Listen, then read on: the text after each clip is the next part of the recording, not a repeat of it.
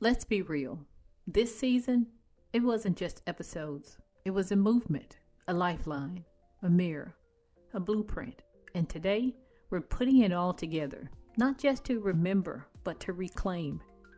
If you've been with us through every twist and tear of season 6, this episode would feel like coming home.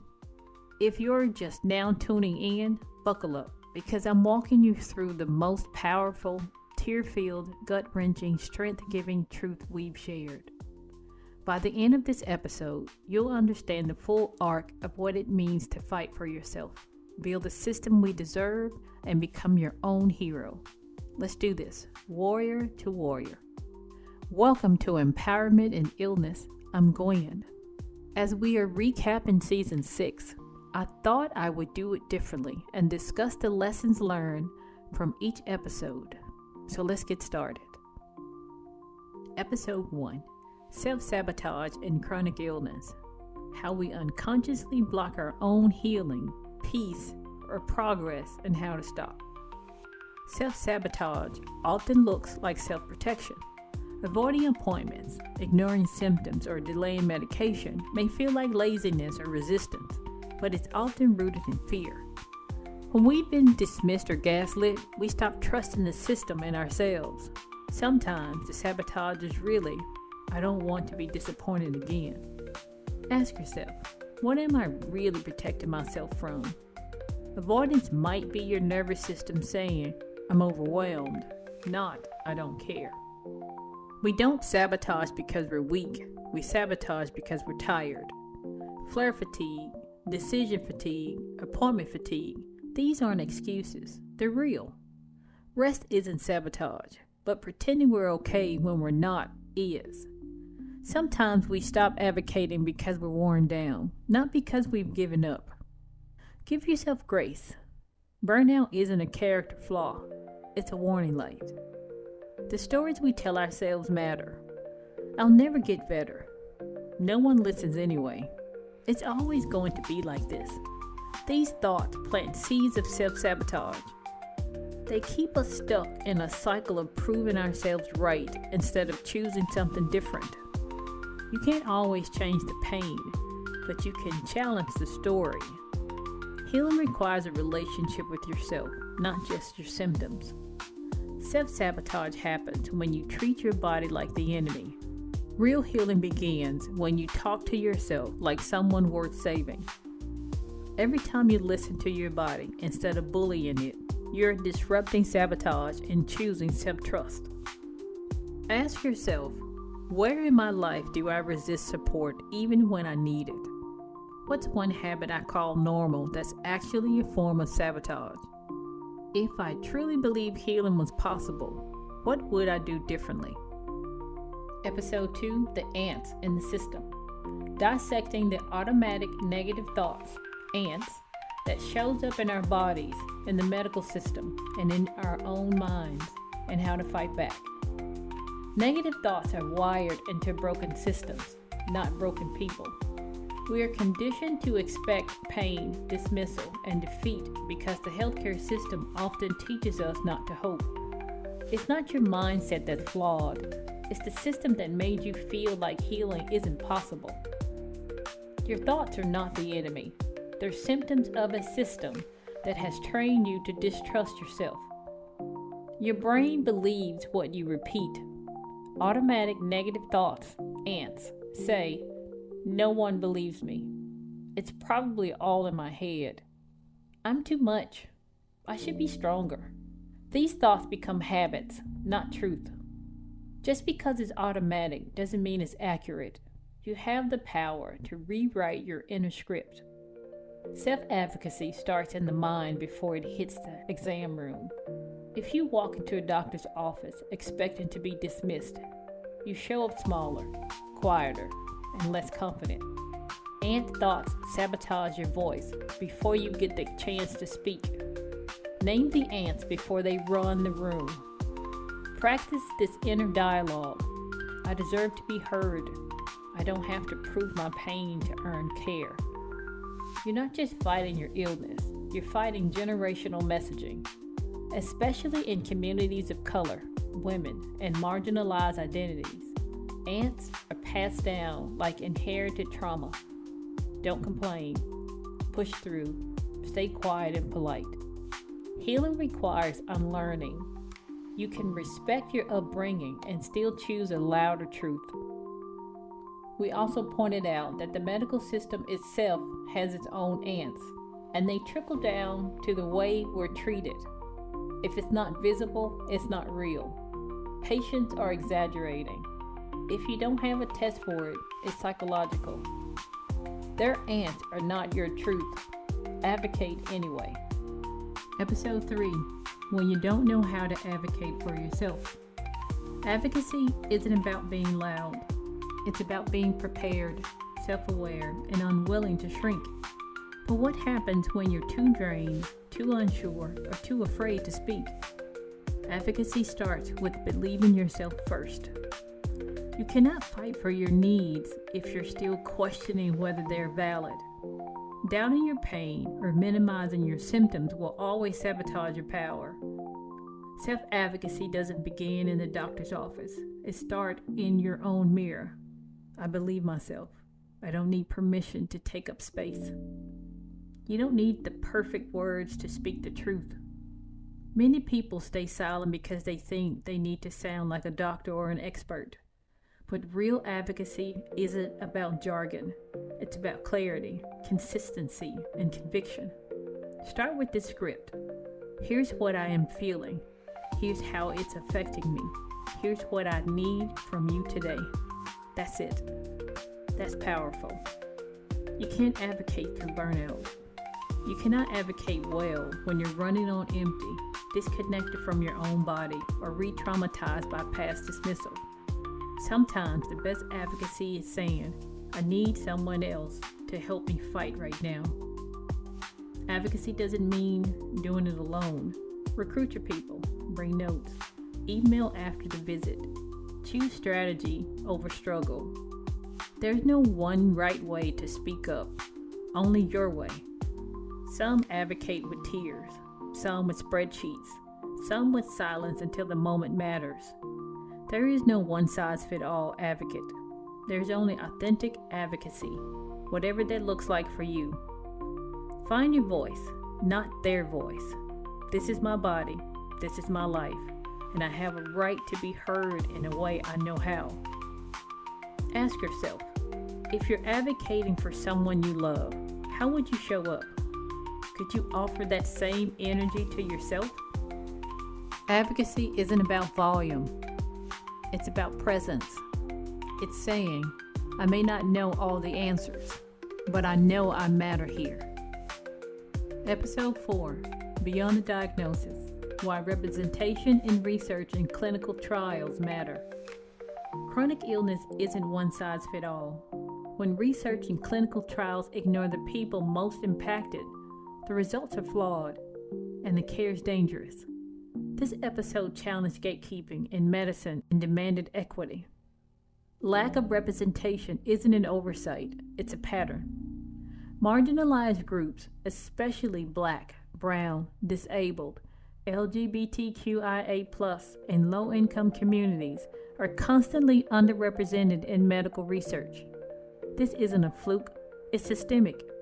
It's a result of historical abuse, modern bias, and institutional neglect.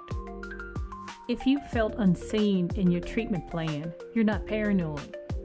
You're experiencing medical design that wasn't built with you in mind. If you're not in the research, you're at risk.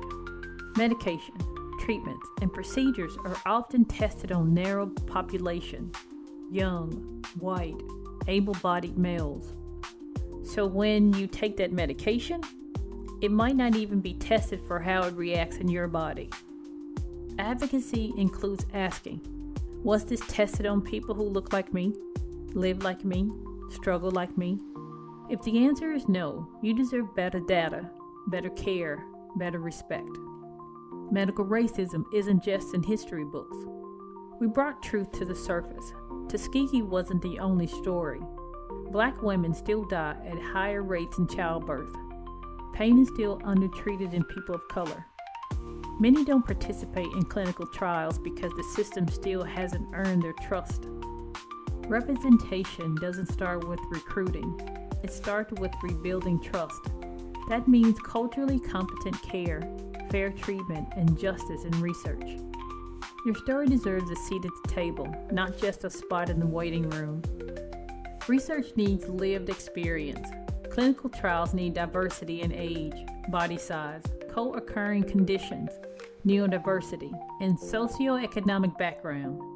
The medical field needs patience to stop being viewed as data points and start being treated as full humans. You are not a special case. You are a valid case. And if the research doesn't reflect you, it's the research that's incomplete. What would medical care look like if it was built with people like us in mind? We're not asking to be included for decoration. We're asking to be included for survival. Ask your doctor if the treatment was tested in people from your demographic group. Look into community-led clinical trials and ethical research platforms. Share your experience with researchers who want to listen, not just publish. Episode 5, The Love That Chronic Illness Built. When chronic illness enters your life, it shakes everything. But what rises from the rubble can be real, rare, and resilient love. Chronic illness strips away the performative and shows you what's real. You don't have the energy to fake it when you're sick, and the people who love you through that rawness, they're gold. Chronic illness forces people to love you in your least filtered state. Hair wrapped, meds visible, breaking down, flaring up. If someone stays when the mask drops, believe in that love. That's not weakness, that's truth. Real love shows up when the lights are off, not just when you're glowing. The love you give yourself deepens too.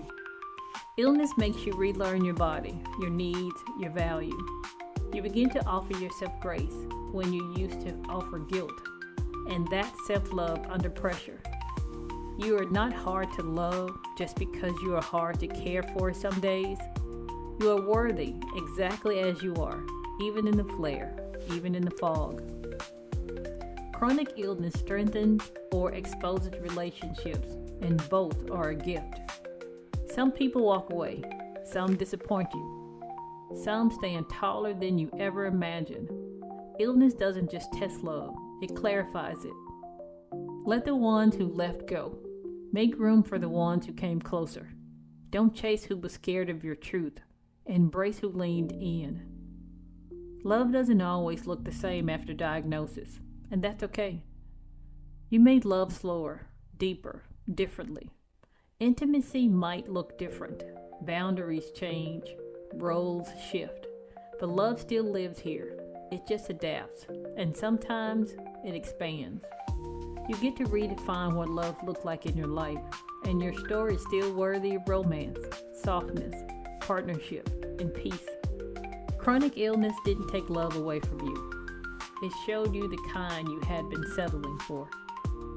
Episode 6, The Revolution Starts in Your Mirror. You don't need permission to take your power back. Systems may fail us, but the first act of resistance is refusing to abandon yourself. You've been gaslit, undervalued, and ignored, but you still hold power.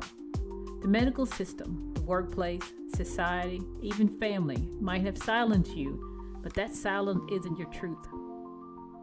Every time you believe your pain, speak up, or refuse to shrink, you're revolting against a world that told you to stay small. You are allowed to take up space. Your truth isn't too loud, it's revolutionary. Advocacy begins with the way you speak to yourself. You can't fight the system if the voice in your own head sounds like your oppressor. The way you talk to yourself in the mirror, that's where the revolution begins. Start by changing your inner dialogue from "I'm too much" to "I've been through too much to stay quiet now." You can't change everything overnight, but you can change one thing today. You don't need to overhaul your life in one moment. Revolutions don't start with explosions. They start with decisions. Maybe today you rest without guilt, or you cancel that appointment that isn't serving you, or you ask for help. You don't need permission to put yourself first. The system taught you survival, but you deserve liberation. The mirror isn't just where you see your body, it's where you reclaim your identity. Your reflection is not a report card. It's not a medical file. It's not a list of what's wrong. It's your witness, your revolution partner, your reminder you're still here. Look at yourself with compassion, not correction. Start each day with, "This is my body, and I will not abandon it today." You don't need to wait for a system to fix itself before you choose yourself. The revolution starts in your mirror every time you look and say, "I matter." Episode 7, The Soundtrack of Survival, Music, Memory, and Chronic Illness. Behind every diagnosis is a soundtrack. Songs that remind us who we are, what we've lost, and what we're still fighting for. Music is medicine, even when the system forgets that. Music taps into parts of the brain untouched by trauma, pain, or medical language. It's often the only thing that can reach us when nothing else can, during flares, infusion, depression, or grief. You don't have to do anything to heal. Sometimes just listening brings your nervous system home. Songs hold memories that illness tries to steal. You might forget dates, test results, doctor names, but you don't forget the song that was playing during your diagnosis, or the one that got you through the hospital stay, or the one that makes you cry in the car. Let your playlist remind you of who you were and who you still are. Music doesn't just take you back, it brings you back. Your survival has a soundtrack, and it's yours to claim. Your life is not just blood work and appointments. It's also Sunday morning playlists, breakup anthems, praise music, protest songs, healing hymns. Chronic illness may have changed your tempo, but it doesn't take away your rhythm. Choose the music that reflects where you're headed, not just where you've been. Even if your body whispers now, your soul still sings. You can't always control the chaos, but you can choose the chorus. When the world feels out of control, creating a custom playlist can become a personal act of agency, ritual, and therapy. Create your healing soundtrack. Name it. Play it often. Let it become your companion on hard days. Long after the doctor stopped listening, the music still does. And sometimes, that's the only lifeline you need. Episode 8, Diagnosis Day, the moment everything changed.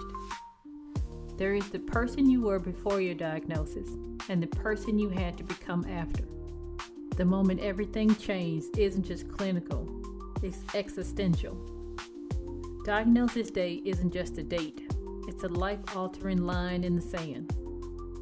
It's the day everything crystallized and everything crumbled. For some, it brought relief. Finally, I have a name for what I've been feeling. For others, it brought fear, grief, confusion, or even numbness. However you reacted, shock, tears, silence, laughter, it was valid. There is no right way to receive life-changing news. You don't forget where you were when your world shifted. That moment lives in your bones. You're given a diagnosis, but rarely given a manual.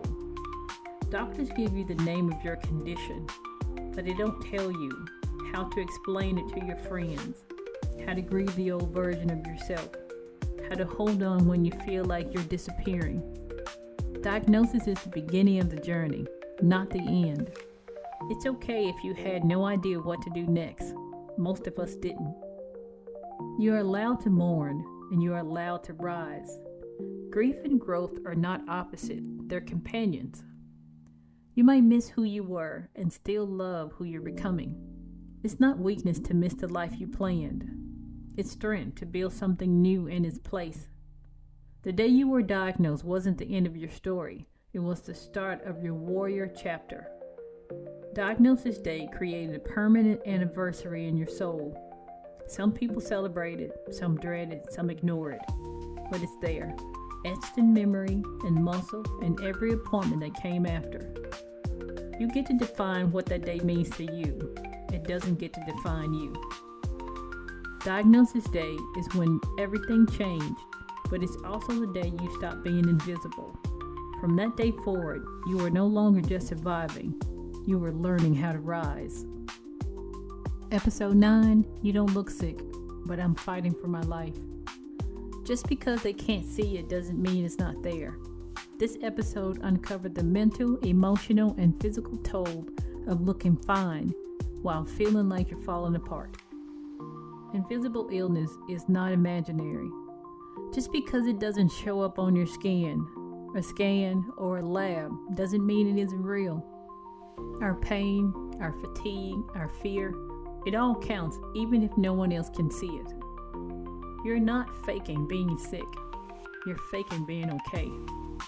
They see the makeup, the smile, the outfit, but they don't see the fight it took to get out of bed. You shouldn't have to look sick enough to be treated with compassion. We challenge the stigma that says if you don't look sick, you must be exaggerating or attention-seeking. We expose how medical professionals, co-workers, even friends often require visual proof before offering empathy. You don't owe anyone visual evidence of your pain. Your suffering doesn't need a spotlight to be taken seriously. Looking well can be a blessing and a burden. Looking normal helps avoid pity, but it also invites skepticism. Sometimes it's safer to mask than explain. Sometimes masking is survival. You're not dishonest for smiling through pain. You're not weak for wanting to be seen for what's beneath it. The loneliness of invisibility can be crushed by one person who sees you. What heals is not always a diagnosis, but being witnessed. You have to build or seek communities where you don't have to perform your illness to receive love. Find your people, the ones who don't need proof, the ones who just believe you. You don't have to keep explaining yourself to those committed to misunderstanding you. Invisible doesn't mean invincible. Just because you carry it well doesn't mean it isn't heavy. Episode 10, Build the System We Deserve, a Vision for Chronic Illness Equity. The system isn't broken. It was built this way. It's time to stop asking for a seat at the table and start building a new one. We were never meant to thrive in a system that wasn't built for us. Healthcare, employment, education, transportation, they were all designed without people with chronic illnesses and disabilities in mind. The system punishes flare-ups, glorifies overworking, and labels us non-compliant when we fight for humane care. You are not the problem. The system is the one malfunctioning. We've been surviving in a system designed to overlook us, and we've done that beautifully. Now it's time to demand more. Equality isn't the goal, equity is. Equal care doesn't work when everyone's starting line is different. Equity means long appointments, flexible schedules, accessible spaces, tailored treatment, and being believed the first time. The system must evolve to meet real people, not make people shrink to fit it.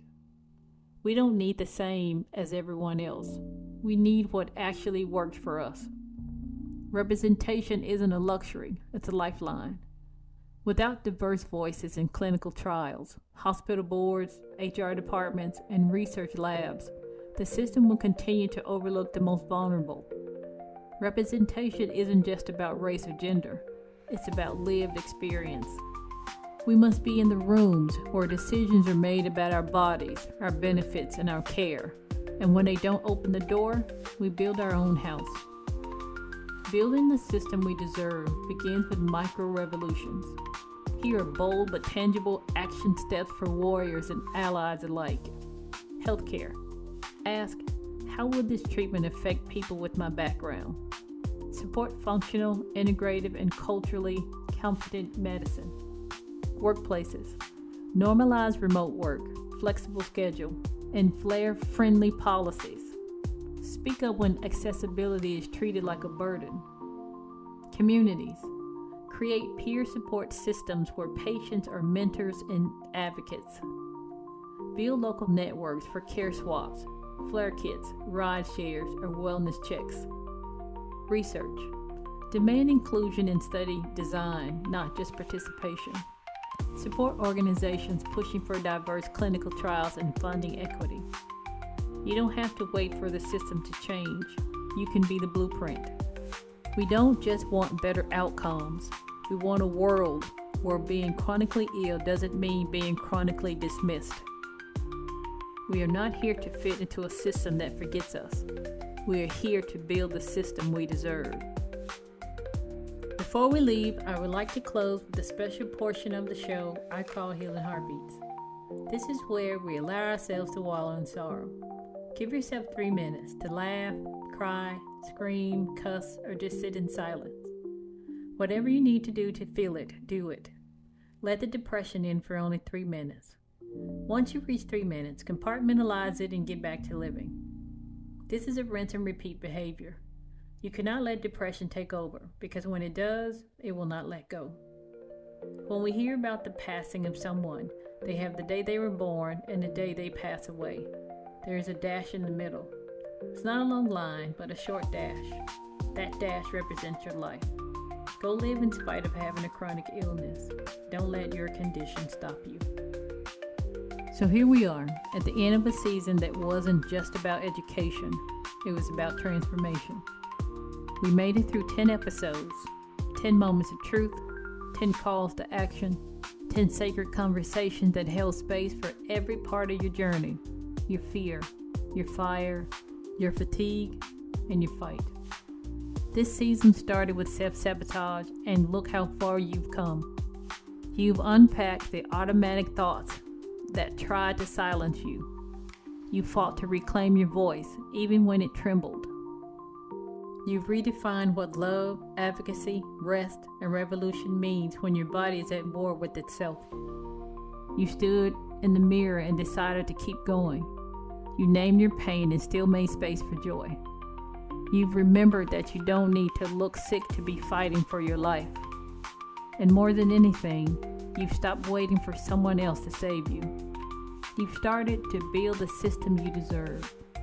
This season wasn't just a podcast. It was a survival guide, a love letter, a manifesto, a mirror. And if you forgot everything else we said this season, remember this. You are not the problem. You are the blueprint. We are not asking for permission anymore. We're not waiting for equity to trickle down. We're building the world we need with our voices, our experiences, and our truth. Thank you for walking this road with me. Thank you for trusting me with your time, your tears, and your testimony. And thank you for showing up for yourself and for this community. You are not alone. Not today, not tomorrow, not ever. This is empowerment in illness, and I'm Gwen. Remember, you have the strength, the heart, and the support to continue your journey. Be safe.